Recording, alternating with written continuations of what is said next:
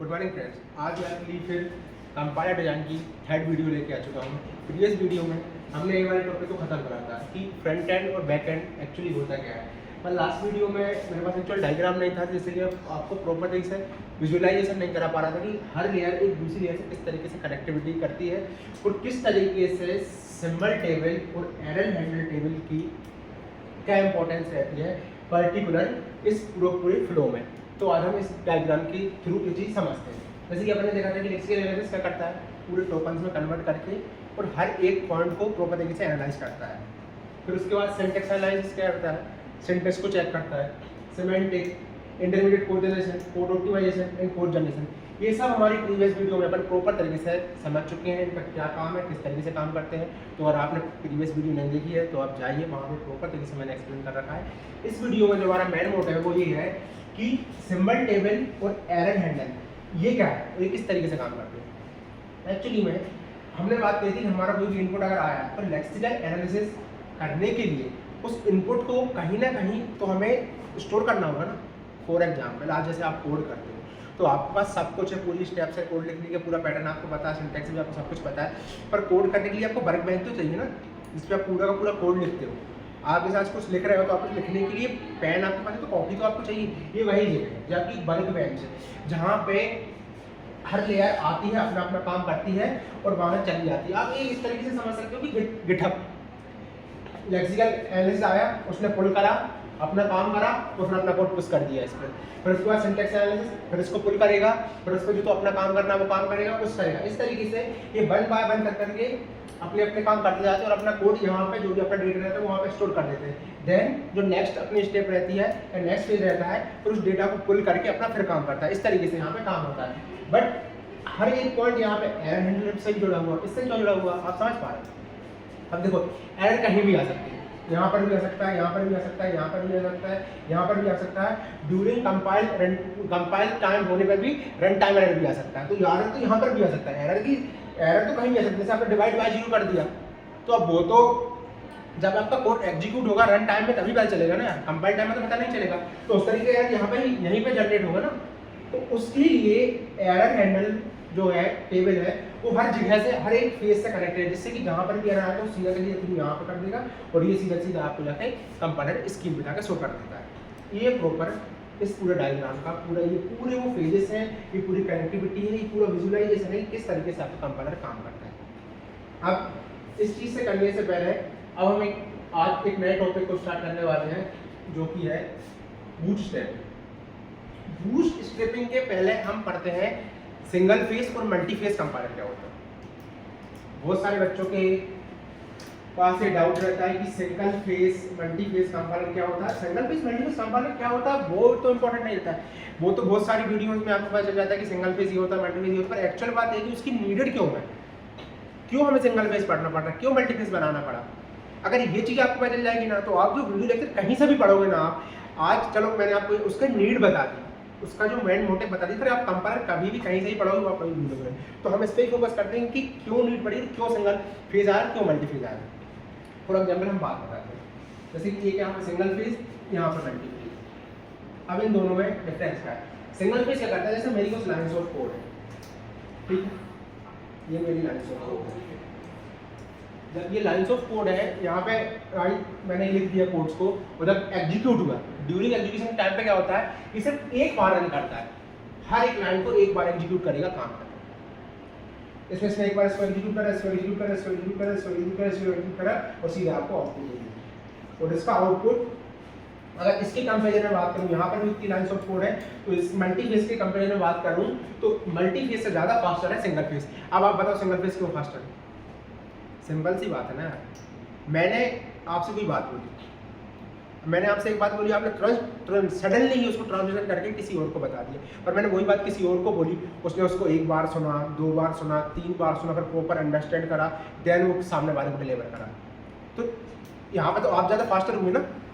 Single phase यही करता है कि सिर्फ एक बार उसको ग्रैब करता है और सडनली उसको कन्वर्ट कर देता है बाइनरी में और सीधा सीधा आउटपुट जनरेट कर देता है। एज कंपेयर मल्टी से ये फास्टर है। बट अब सब सिंबल इतना अच्छा है इससे फास्ट भी है। और हमें तो टाइम, आप जैसे ही कंपैरिजन टाइम, जब ड्यूरिंग कंपैरिजन चलता है तो उस समय तो हमें टाइम सबसे ज़्यादा इंपॉर्टेंट है ना माइंड में। तो फिर क्यों हम मल्टी फेज की तरफ बढ़े? एक्चुअली दिक्कत क्या होती है कि कोई भी काम अगर जल्दी होता है, जैसे कोई भी काम है, वो बोलते हैं ना जल्दी का काम शैतान का, यहाँ वही वाले काम है। यहाँ पे क्या रहता है कि वो हर एक को लाइन ऑफ कोड को सिर्फ एक बार एग्जीक्यूट करता है। जब वो एक बार एग्जीक्यूट करता है तो सबसे पहली बात तो ये है कि जो मैंने आपको बताई थी लिंकर्स, तो वो एक्चुअल में कभी कभार क्या रहता है, जब लार्ज लाइन ऑफ कोड रहता है और कॉम्प्लेक्सिटी बहुत ज़्यादा रहती है, वो एक या दूसरी लाइन ऑफ कोड के बीच में लिंक नहीं समझ पाता है कि किस तरीके से वन फंक्शन किसी एक अदर फंक्शन लिंक किस है। कभी कभार ये प्रॉब्लम आ जाती है। सेकंड प्रॉब्लम आ जाती है, सिर्फ एक ही बार कोड एग्जीक्यूट करता है तो एक्यूरेसी नहीं आती। सिंपल सी बात है ना, ओन अदर हैंड अगर मैं ये बोल रहा हूँ ये एक बार कर रहा है, फिर 2 बार कर रहा है, फिर 3 बार कर रहा है, तो ये तो हाई एक्यूरेसी जाएगा ना, ये प्रॉपर एनालाइज कर लेगा। अरे सिंपल सी बात है। उसी सेकंड अपने एग्जांपल लेके चल रहे हैं। किसी ने, मैंने बोला था ना कि मैंने ऑन द अदर हैंड एक अदर से भी एक सेंटेंस दिया, उसने उसी सेंटेंस को 1 2 3 4 बार प्रॉपर तरीके से सुना, फिर उसको ग्रैब करा, फिर ग्रैब करने के बाद प्रॉपर तरीके से एनालाइज करने के बाद फिर ट्रांसलेट करा अपने अंदर और फिर जाकर उस कंटेंट को डिलीवर करा, तो वो तो हाई एक्यूरेट रहेगा ना, उसकी एक्यूरेसी भी बहुत ज़्यादा हाई रहेगी और एरर होने की संभावना बहुत ज़्यादा कम रहेगी। पर यहाँ पे एरर की संभावना बहुत ज़्यादा रहेगी। एरर की प्रोबेबिलिटी सिंगल में बहुत ज़्यादा रहेगी, हाई एक्यूरेसी भी नहीं रहेगी। पर सब एक चीज़ रहेगी कि स्पीड इसकी हाई रहेगी, पर यहाँ पे स्पीड थोड़ी सी रहेगी पर एक्यूरेसी ज़्यादा रहेगी। ऑप्टिमाइज कोड रहेगा, प्रॉपर अंडरस्टैंडिंग रहेगी, लिंकिंग की प्रॉपर लिंकेज रहेगी और प्रॉपर तरीके से एनालाइज करेगा। डिबगिंग करने में आपको आसानी होगी, एरर हैंडल करने में प्रॉपर तरीके से आसानी, क्योंकि वो एक्चुअल में वही एरर बताएगा जो एक्चुअल में आपकी गलती है, उसकी कोई गलती नहीं है। वो एक्चुअल में वही एरर शो करेगा जो आपने कोड में लिखने में गलती कर दी। पर यहाँ पे क्या है कि जल्दबाजी के चक्कर में यही कभी कभी सिंटेक्स को अच्छे तरीके से एनालाइज नहीं कर पाता और आपको एरर शो कर देगा। तो आपका कोड सही होने के बाद भी यहाँ गलत हो जाएगा। इनके एरर, इस सिंगल फेज कंपाइलर की एरर दे रहा है आपको, तो उसे सोल्व करने में आपको बहुत ही ज़्यादा प्रॉब्लम होगी as compare to multiphase compiler. That's why हम सिंगल से मल्टीफेज कंपाइलर की तरफ से। ये चीज़ आपको क्लियर हुई। अब हम आते हैं, क्योंकि जो बूटस्ट्रैपिंग मैं आपको भी बताने वाला हूँ उसमें थोड़ा सा इसका भी एक पॉइंट था सिंगल फेज और मल्टीफेज का, इसीलिए मैंने सोचा कि आपको बूटस्ट्रैपिंग से पहले एक बार ये थोड़ा छोटा सा पॉइंट था ये क्लियर करा दूँ। अब मैं आता हूँ बूटस्ट्रैपिंग। अब एक्चुअली बूटस्ट्रैपिंग से पहले मैं आप सबसे एक क्वेश्चन है मेरा, वो आप लोग क्लियर करिए कि बूटस्ट्रैपिंग से पहले एक बात करूँ, क्या आपने कभी सोचा कि कंपाइलर किस लैंग्वेज पर लिखा हुआ है? अब आप में से मोस्ट ऑफ द स्टूडेंट की बात बोलेंगे कि पाइथन का पाइथन पे लिखा हुआ है, C++ पे लिखा हुआ कंपाइलर।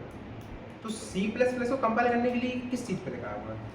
C++ का जब कंपाइलर हमें बनाना हुआ होगा तो उसे हमने किस लैंग्वेज पे लिखा हुआ?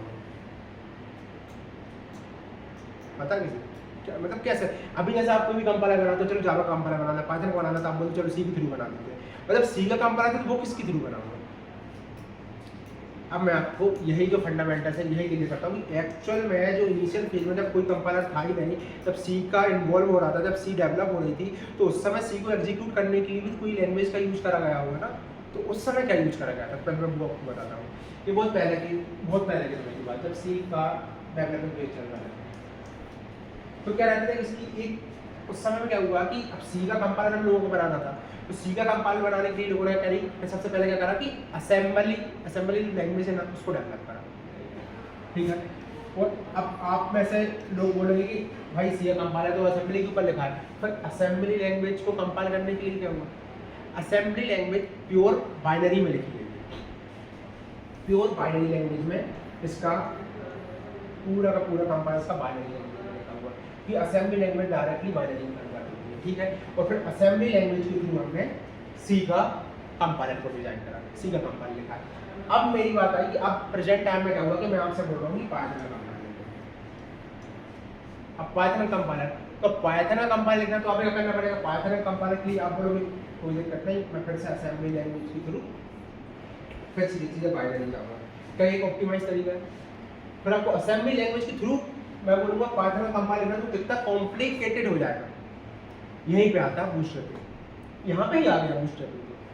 अगर आप ध्यान से देखोगे, अभी जब समझाऊंगा बूटस्ट्रैपिंग क्या होता है, वो यहाँ पर गया। बूटस्ट्रैपिंग एक सिंपल सा सिनेरियो मैं बताता हूँ आपको कि एक अच्छा सा एग्जाम्पल लेके बताता हूँ। एक लैंग्वेज ट्रांसलेटिंग का चल रहा है तो मैं एक ट्रांसलेशन का एग्जाम्पल लेके बताता हूँ। जैसे अभी तक मैंने एक एग्जाम्पल ले रहे थे कि मेरे दो दोस्त हैं, एक हर्ष और एक प्रथम। अब क्या है कि हर्ष को एक्चुअल में क्या है कि हर्ष को अपना मैसेज प्रथम को डिलीवर करना, पर प्रथम को फ्रेंच आती है, हर्ष को इंग्लिश आती है, पर बीच में मैं हूँ जो मुझे हिंदी भी आती है, इंग्लिश भी आती है। तो हर्ष मेरे थ्रू डिलीवर कर रहा है, डायरेक्ट उसमें नहीं कर रहा, ठीक है ना। अब डायरेक्ट करना पड़ेगा तो उसे क्या प्रॉब्लम फेस करनी पड़ेगी? डायरेक्ट अगर उसे डिलीवर करना है तो हर्ष को भी फ्रेंच सीखनी पड़ेगी, पर वो सीखने में वो अपना जितना टाइम फ्रेंच लैंग्वेज को सीखने में लगाएगा उतना टाइम वो अपनी अदर स्किल डेवलप कर सकता है, जिससे कि वो अपने फ्यूचर को स्कोप या फ्यूचर गोल को अचीव करने में उसे और ज़्यादा मदद मिलेगी। तो बेनिफिशियल क्या है? बेनिफिशियल तो यही है ना कि वो एज अ ट्रांसलेटर मेरे को यूज करे और मेरे थ्रू अपना काम कर ले, क्योंकि उसे हर कभी तो प्रथम से बात नहीं करनी। कभी कभार मैसेज उसका क्लाइंट आ गया तो उसे बात करनी रही तो वो सीधा किसी से कर लेता। हाँ, अगर डेली बेस पर उसे कुछ काम करना होता तो वो करे। पर कितनी लैंग्वेज सीखेगा ऐसा? कितनी लैंग्वेज सीखेगा? जो उसके क्लाइंट तो यार ऑल ऑफ द वर्ल्ड में है, तो हर बार लैंग्वेज थोड़ी सीखेगा, तो मिडिल में हर बार ट्रांसलेटर्स को यूज करेगा। सिमिलर यही कॉन्सेप्ट बूटस्ट्रैपिंग का। अब बूटस्ट्रैपिंग बच्चों को समझ में नहीं आता, ये तो आप समझ गए ना, ये क्या चीज़ में पहले बोली। अब मैं आता हूँ बूटस्ट्रैपिंग। बूटस्ट्रैपिंग में भी यही होता है कि भाई जब एक बार सी लैंग्वेज लिख चुकी है, वो असेंबली के थ्रू बाइनरी में कन्वर्ट होती है, तो आप फिर से यही बात क्यों फॉलो कर रहे हो? पाइथन का सीधा कोड आप सी में लिख लेना, तो पहले पाइथन का आप जो भी कोड लिखोगे वो कन्वर्ट होगा किसमें? सी में, सी से असेंबली लैंग्वेज में, देन असेंबली से बाइनरी लैंग्वेज में। ये फ्लो चलेगा। अब इससे क्या प्रॉफिट है? इससे प्रॉफिट ये है कि आपको आपका टाइम वेस्ट नहीं करना पड़ा। सी आपकी पहले हाई लेवल लैंग्वेज थी, आपने उसी हाई लेवल लैंग्वेज में पाइथन का कंपाइलर को डिजाइन कर लिया हाई एक्यूरेसी के साथ। जितनी भी ज़्यादा कॉम्प्लेक्सिटी होगी बहुत आसानी से आप रिजॉल्व कर सकते हो, क्योंकि सी तो आपको पहले से ही आती है। अब अपन आते हैं कि पाइथन में, तो इसी तरीके से आप, अब इसका एक बेसिक सा आप डायग्राम बताता हूँ। जो इसका डायग्राम है, ये तो मैंने आपको डायरेक्टली समझा दिया कि उसका भी बात है। अब मैं इसका आपको डायग्राम बताता हूँ जो कि आपको एग्जाम देते समय आपको बहुत ही ज़्यादा मदद आएगा। वो ये है, ये इसका जो डायग्राम है टी जैसा रहता है, टी। ये अब ये टी क्या है? आपका एक्चुअल गोल क्या है? एक्चुअल गोल क्या है कि आपको बाइनरी में कन्वर्ट करना है, 0 1 0, ठीक है। यहाँ पे आपने क्या लिया? सी। यहाँ पे अपना क्या रहेगा? इनपुट। इनपुट में आपकी कौन सी लैंग्वेज रहेगी? पी, मतलब पाइथन, ठीक है। यहाँ पे आपने किसका बात करा? सी कंपाइलर, ठीक है। तो पाइथन जब आपने लैंग्वेज लिखी वो कन्वर्ट हुई सी में और डायरेक्टली आपको होगा किसमें? बाइनरी जनरेट कर दिया। तो इसी को कहते हैं बूटस्ट्रैपिंग। बूटस्ट्रैपिंग मतलब एग्जिस्टेंस जो हो चुका है उसकी ही मदद से कोई नई चीज को क्रिएट करना, ना कि फिर उसको फिर से स्क्रैच से डेवलप करना। इसी चीज को कहा है बूटस्ट्रैपिंग। इसी बूटस्ट्रैपिंग में एक और थोड़ा सा एक पॉइंट ऑफ व्यू आता है, जैसे कि आपने साथ तक दो बहुत अच्छे कीवर्ड्स आते हैं, अगर आपने सुना हो, अगर मैं आपको बताऊँ, ऑब्जेक्ट कोड और target code.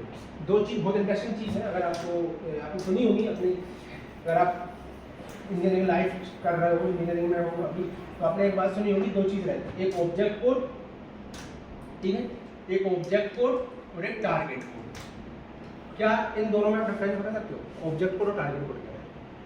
Object code in the scenario में, अगर मैं ऑब्जेक्ट कोड का एक छोटा सा एग्जांपल लेके बताऊं, तो ऑब्जेक्ट कोड वो होता है जैसे आप आपकी ही मशीन पे कुछ काम कर रहे हो, कुछ कोडिंग कर रहे हो। अब आपने एक क्लिक करा तो वो एग्जीक्यूट हो गया, और वो एग्जीक्यूट होकर रन हो गया, तो वो आपका क्या रहा? ऑब्जेक्ट कोड रहा, क्योंकि वो आपकी खुद की ही मशीन में आपको रन करना था उसे। बट टारगेट कोड क्या होगा कि आप जो लैंग्वेज लिख रहे हो वो किसी अदर मशीन को टारगेट करके उस कोड को आप लिख रहे हो, तो वो हो जाता है टारगेट कोड।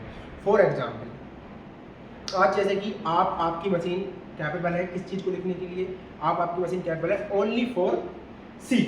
अभी हम एक सिनेरियो लेके चलते हैं कि इसकी वैल्यू कितनी ज़्यादा वैल्यू अभी आपको समझ में आएगी। जैसे आज आपकी सिर्फ मशीन है जो हैंडल कर सकती है सिर्फ सी लैंग्वेज, तो आप कुछ भी सी लैंग्वेज पे लिखते हो तो वो कंपाइल हो जाता है, एग्जीक्यूट हो जाता है, और जब वो एग्जीक्यूशन हो गया, रन हो जाता है, तो उसी चीज़ को कहा जाता है ऑब्जेक्ट कोड, क्योंकि आपने जो लिखा वो आपका ऑब्जेक्टिव था, तो आपका ऑब्जेक्टिव फुलफिल हुआ। इस चीज़ कहा जाता है ऑब्जेक्टिव कोड। पर अब आपका टारगेट है कि आपको वही का वही किसी मैक में रन करना है, जो आपने विंडोज़ में रखा था मैक में रन करना है, किसी वर्जन में, पर्टिकुलर वर्जन में रन करना है, तो उसको टारगेट करके आपने कोड लिखा। तो अब आपके पास तो सिर्फ सीक्वेंस कंपाइलर है, तो उस समय में वो आपकी नीड कैसे फुलफिल होगी? तो सिंपल सी बात है, मैं टारगेट कर रहा हूँ जावा को लेके, मैं जावा का कोड लिख रहा हूँ मेरी ही मशीन में, और किसी पर्टिकुलर एक मशीन को टारगेट करके मैंने वो कोड लिखा है कि वो उसमें एग्जीक्यूट हो, पर आप तो सिर्फ C++ के लिए आपके पास एनवायरनमेंट है, तो फिर वहाँ पे जाके मतलब वहाँ पे जाके आप कैसे कर पाओगे?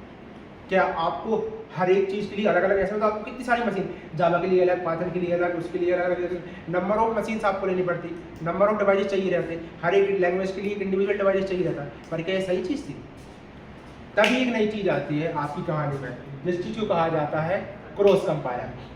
अब आप बोलो क्रॉस कंपाइलर, अरे आप दिक्कत तो एक्चुअली क्या होती है कि जब ये वर्ड्स आते हैं ना क्रॉस कंपाइलर, मैं देखता हूँ कि मतलब बच्चों का चेहरा मतलब ऐसा हो जाता है कि भाई क्या बोल दिया, मतलब क्या है ये क्रॉस कंपाइलर। पर अब जब मैं अभी आपसे बोलूँ कि आपको पता है क्रॉस कंपाइलर क्या है, मैं समझाऊंगा, अभी आप बोलोगे ये होता है क्रॉस कंपाइलर, क्रॉस कंपाइलर कुछ नहीं होता, पढ़ चुके हो यार आप, समझाता हूँ छोटे से। अभी मैंने एग्जाम्पल से कुछ बता दिया, और अभी मैं फॉर्मल बेसिक फॉर्मल लैंग्वेज में आपको समझाता हूँ एक्सेल क्रॉस कंपाइलर किस तरीके से काम करता है। देखो भाई ये ठीक है, ये मेरी 80, ये मेरी 70 और ये मेरी 30। थोड़ी सी ड्राइंग मेरी सही नहीं है तो वो आप हैंडल कर लेना। ये मेरी TT। अब मेरा टोटल टारगेट क्या है कि बाइनरी में कन्वर्ट करना, ठीक है, बाइनरी में कन्वर्ट करना किस लैंग्वेज को? पाइथन। अब इसके ऐसे तो कोड मुझे लिखना नहीं है, मैंने क्या करा, सी की मदद से। सी ने क्या करा, सी ने किस में कन्वर्ट करा, आपको जाके आपका कोड असेंबली लैंग्वेज में करा। यहाँ से किस चीज़ को इनपुट हुआ, ये जो इनपुट आया वो असेंबली लैंग्वेज का है। यहाँ पे क्या है, एक्चुअल बाइनरी लैंग्वेज में लिखा गया है। असेंबली लैंग्वेज तो एक्चुअल बाइनरी में लिखी गई है ना, तो ये आ रहा है एक्चुअल बाइनरी। यहाँ से जब बाइनरी के थ्रू हुआ तो ये मेरा क्या हुआ 010101। यहाँ से क्या हुआ, किसने 0101, ठीक है। तो आपको अभी अगर ये सिनेरियो में दूंगा कि ये चीज़ हटा दूँ, अगर ये चीज़ थोड़ी सी हटा दूँ तो आपको इसको देख के करना, इस चीज़ को देख कर कि आपने सिर्फ आपके ही डिवाइस में बैठे, आपकी ही डिवाइस से, आपके ही डिवाइस में होते हुए आपने क्रॉस कंपाइलर का काम कर लिया। मतलब जो क्रॉस कंपाइलर है आपने उसका कोड लिख दिया। क्रॉस कंपाइलर क्योंकि आपकी जो मशीन थी वो तो स्पेसिफिक डिजाइन करी है किसके लिए, सिर्फ इसके लिए, सिर्फ सी के लिए, पर आपने उसको पाइथन में कोड किया। उसका टारगेट कोड, जो आपका टारगेट कोड था जिस मशीन को रन करने के लिए, जिस लैंग्वेज को रन कराने के लिए था, वो आपके कैपेबल नहीं था, तो उसके लिए भी आपने क्रॉस कंपाइलर के थ्रू कर ली, क्रॉस कंपाइलर के थ्रू उस टारगेट कोड को पास आउट करने के लिए कर दिया। तो ये दो चीज़ होती है कि एक्चुअल में टारगेट कोड क्या होता है, ऑब्जेक्ट कोड होता है। इससे एक अच्छा वर्चुअलाइजेशन वाला डायग्राम में मैं आपको शुरू करता हूँ थोड़ा सा, इससे कि आपको ऐसा रहता है प्रॉपर तरीके से।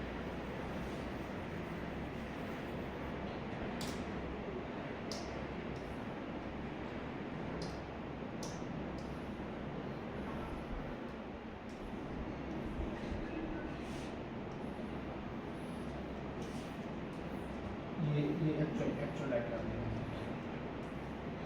जहाँ से आपका यहाँ से इनपुट आता है, इसके थ्रू कन्वर्ट होके ये आउटपुट जनरेट होगा, फिर यहाँ इसके थ्रू जाके फिर यहाँ से उसके बाद ये और ये आपका ये रहता है कि जिससे कि आप कह रहे हो कि क्रॉस कंपाइलिंग, आप ठीक क्रॉस कंपाइलर के थ्रू इस तरीके से आप क्रॉस कंपाइलिंग कर सकते हो। और जो भी आपका टारगेट कोड है आप आपकी खुद की डिवाइस में ही उस टारगेट कोड को लिख भी सकते हो, उसे प्रॉपर तरीके से एनालाइज भी कर सकते हो। सो ये होती है बूटस्ट्रैपिंग टारगेट। और अपने इसमें चीज़ में क्या क्या कंप्लीट करा, एक बार अपन पूरा डिवाइस करते हैं। बूटस्ट्रैपिंग क्या होता है, थैंक यू।